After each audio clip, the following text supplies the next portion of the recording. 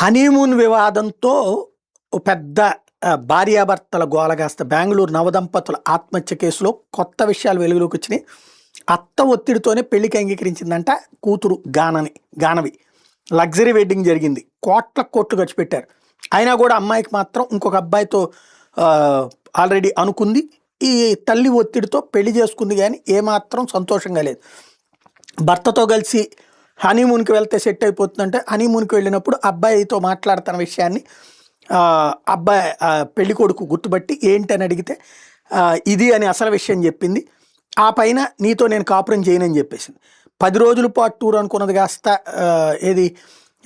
మన హనీమూన్ అనుకున్నది కాస్త క్యాన్సిల్ చేసుకుని వెనక్కి వచ్చేసారు. బెంగళూరు విజయనగరికి చెందినటువంటి ఆన్లైన్ డెలివరీ సర్వీస్ ఫ్రాంచైజ్ యజమాని అయినటువంటి సూరత్ శివన్న MBA గ్రాడ్యుయేటు. అతను గానవేని పెళ్లి చేసుకున్నాడు అక్టోబర్ 29న.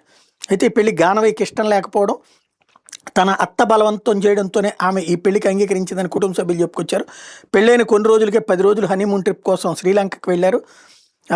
తర్వాత అది కాస్త ఈ పాత స్నేహం వివాదం చిలికి గాలివానగా మారడం, బెంగళూరు విజయనగరికి చెందినటువంటి ఇతని కుటుంబం కాస్త గందరగోళానికి ఫేస్ చేయాల్సి వచ్చింది. శ్రీలంక పర్యటనలో సమయంలో గానవిత్తుకి గతంలో ఉన్న స్నేహానికి సంబంధించి సూరత్కి తెలవడం, ఇద్దరి మధ్య తీవ్ర వాగ్వాదం జరిగి అమ్మాయి వచ్చి రావడంతో 5 రోజులకే ముగించుకుని వచ్చి డిసెంబర్ 21న బెంగళూరుకి తిరిగి వచ్చారు.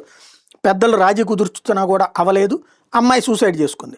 వెంటనే అత్తెలివితేటలతో తన కూతురు తప్పేం లేదని చెప్పేసి అబ్బాయి కట్నం అడిగాడు అంటూ అబ్బాయి ఇంటి మీద దాడి చేశారు. దాంతో అతను అవమానపడి తన తల్లిని తీసుకుని పారిపోయి నాగపూర్కి వెళ్ళి, బెంగళూరు నుంచి పరారై దాదాపుగా 1000 కిలోమీటర్ల దూరంలో నాగపూర్కి వెళ్ళి అక్కడ ఓ హోటల్ గదిలో సూరజ్ ఊరేసుకుని చనిపోతే కొడుకు మాత్రం తట్టుకోలేక తల్లి జయంతి కూడా ఆత్మహత్య ప్రయత్నిస్తే తాడి తెగిపోవడంతో ఆమె ప్రాణాలతో బయటపడింది. ఇప్పుడు అసలు ఆ ఇంటి మీద దాడి చేసిన వాళ్ళందరినీ ఊరేయాలి లంబడి కొడుకుల్ని.